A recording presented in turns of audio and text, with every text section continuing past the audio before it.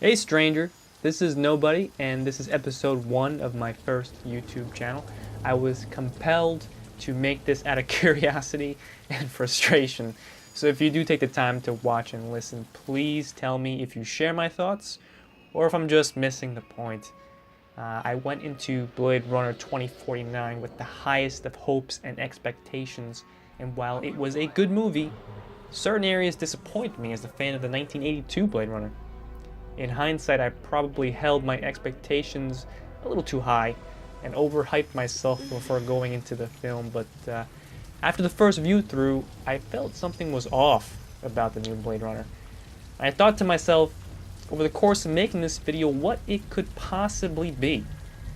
Now, for better or worse, even after several watch-throughs, I was always judging the new Blade Runner versus the old one constantly, whether it be the main characters, the villains, the sci-fi scenery or themes, and I think I figured it out. Let's look at the main characters of Ford and Ryan. Every story always has its point of no return. The "oh boy, here we go" moment.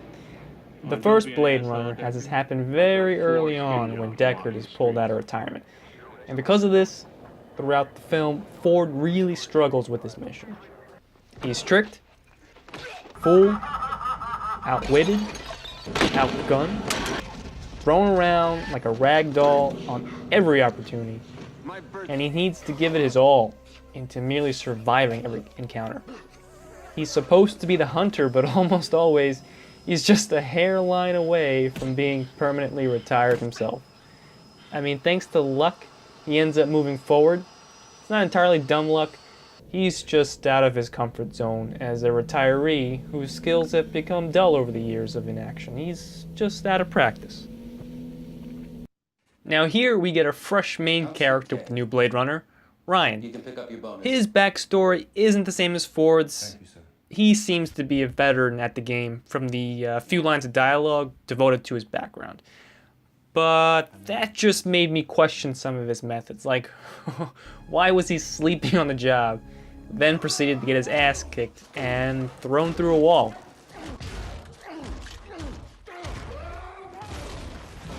He sees people harpooning his ass, and his first reaction seemed kind of lethargic at best. I mean, look at this sleepy. He's later attacked by a bunch of homeless people, and he kills the bystanders in the background instead of the dude who lunges at him. I mean, I don't know. The villains follow the same category too. Rutger Hauer was an infinitely more interesting antagonist than his bitch boss, Jared Leto, and Love combined.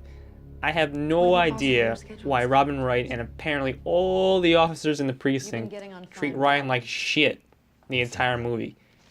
If everybody knows that he's a pet skinhead replicant, then why would you purposely antagonize someone who can run through walls, punch through garbage dumpsters, karate chop spines, and crush skulls? Fuck off, skin job.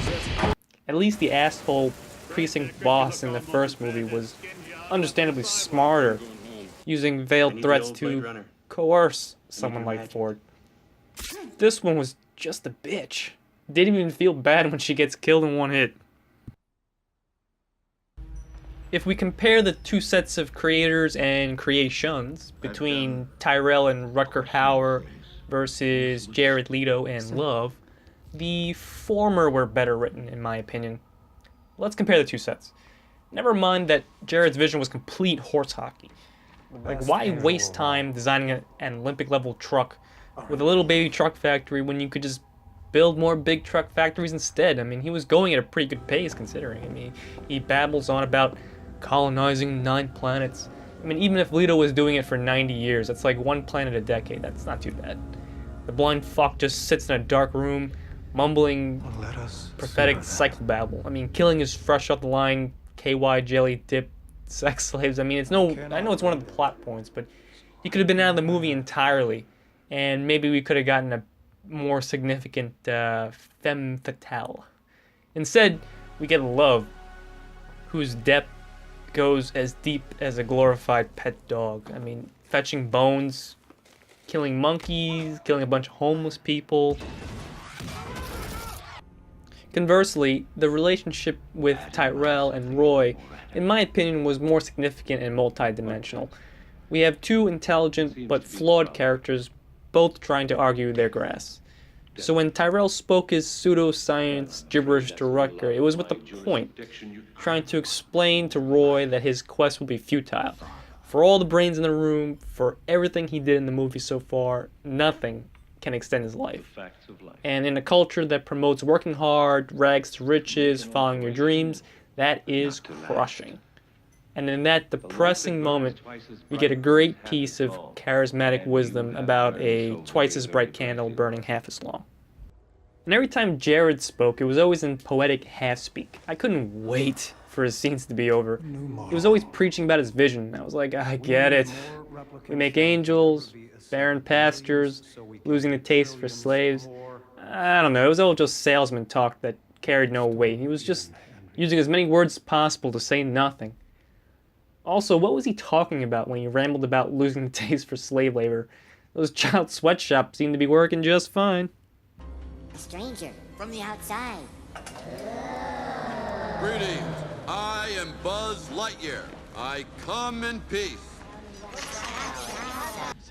In terms of character development, I especially enjoyed seeing Roy's journey from a mercurial villain to anti-hero. Deckard's detective work was the vehicle for us to explore the morality of replicants, and thus at the end, when we see the last of Ford's luck running out, when he's played all the cards in his hand, and when all signs point to die, we finally get to see the irony of Roy being more human than human. I don't think we got to see something of the same caliber in 2049, because while Ryan also struggles in the movie when his luck starts running out and he plays the last cards in his hand, all this build-up and all we have to show for it are the sewer rebel replicants and the loss of Anna. But I get it. Same with when Deckard gets his backup copy of Sean Young. I get it, they're the same but not the same. You know, you can't replicate, you can't make something as good as the original. Her eyes were green. But we did come close. We do get to see a return of the neo-noir scenery that works so well in the first film. I'm talking about the interplay of shadow and light, unique background details suddenly hidden by flowing darkness, shades of black being forced away by low-key lighting. If smell-o-vision exists, then both Blade Runners would smell the same, invoking sense of hard-boiled grittiness, damp fogs, sweaty steam musk, and wafting cigarette smoke. At times, the new movie felt too polished for its own good. I couldn't pinpoint exactly what it was, until I noticed that certain scenes felt sterile, even if they were visually striking. Visually stunning backdrops weren't lacking at all, but what missed the mark were the visually intriguing scenes brought about by movement. All of the memorable scenes in the first Blade Runner were busy. They carried an aura of authenticity, and a lot of it has to do with moving light and shadow, smoke and smog, and the Venetian blinds, all typical of film noir. The scenes which included them were magical, and I wish 2049 had more of it and brought back more of the iconic visual style that I love. Another good example of missed execution was the interlinking cells bullshit. Such a shame we only get a white, detailless room with HAL 3000 and Tourette's Ryan repeating cells, when they could have brought back a variation of the John Voight test for Ryan to prove his baseline. The opening interrogation scene in the 1982 Blade Runner just has so much life. Beeping and flashing computers, wafting cigarette smoke, gritty Venetian blind-styled walls, with a very distinct and personable dialogue to tie the scene together. Some people might have understood the Pale Fire reference, but in my opinion, bringing Vladimir's quotes to the screen was boring, considering their options.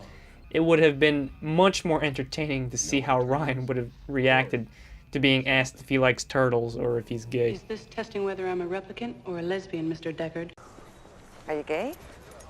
My grandson's gay. I know all about the gays. I know, but I'm not gay, so. But speaking of Ryan's preferences, did anyone else remember his earlier life as Lars? Would you read to me? Midwest living or country home.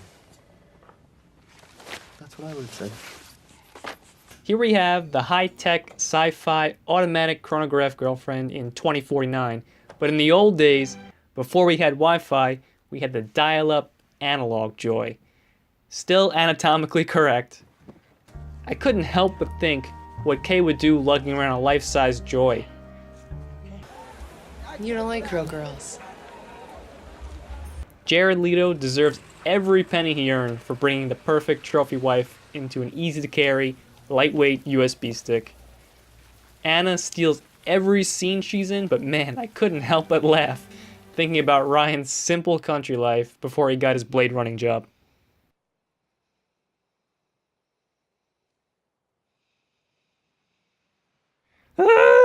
Enough of this. This is Blade Runner 2049, an entirely new movie with new characters, new elements, new themes, and new peeks into the future. Sci-fi as a genre is one of my favorites. I love to see interpretations of what the future may hold. You know, many of today's real-world gadgets and doodads were inspired by these very works of fiction. The old adage of life imitating art. You know, submarines, cell phones, rockets, the list goes on. A lot of things you wouldn't even believe. I'm always excited to see how the future will unfold. When 2015 hit, everyone started to reminisce about Back to the Future and what came true or not. So when the year 2049 rolls around, will we finally get our flying cars? Will we get our laser manicures and flying dildos for the blind? I don't think we'll get to see memory cue balls, considering we have micro SD cards, and maybe body recognition security becomes more mainstream, but once in a while, we'll have the password laying around. But thankfully, if replicants are not a possibility, I know that we can always rely on good old-fashioned child labor. And for those who might relate to the loneliness portion, looking forward to the digital wife, please don't come pre-installed with that brothel bloatware. Damn thing could bleed a bank account dry, and the last thing we need is a pimp runner showing up to your door to collect your Book a Whore subscription fee. Interested? And it comes with spyware? I'm done with you. You can go now. But this is enough bitching for one day. So, is Blade Runner 2049 a good movie? Yeah, it's a good movie. I wouldn't go as far as to say that it was a bad movie. It's a great addition to the genre. I love Dana. She steals every scene she's in, whether she's a giant billboard or not. But is Blade Runner 2049 a good sequel? At this particular time, with this level of booze in my system, I would have to say no. No.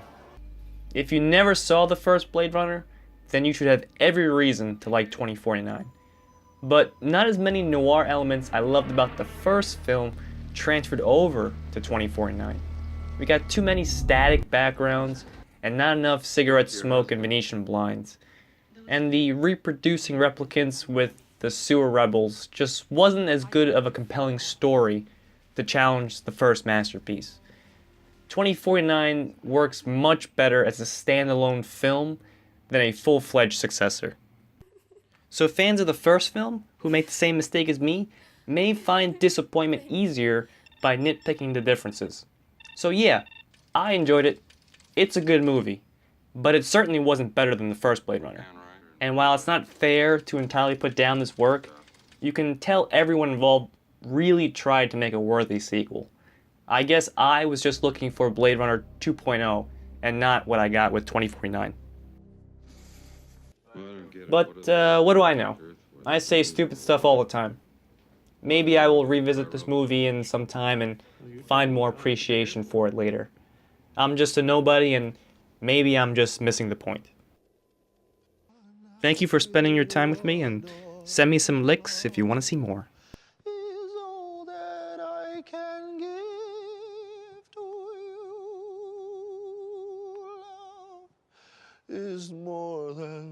just a game for two.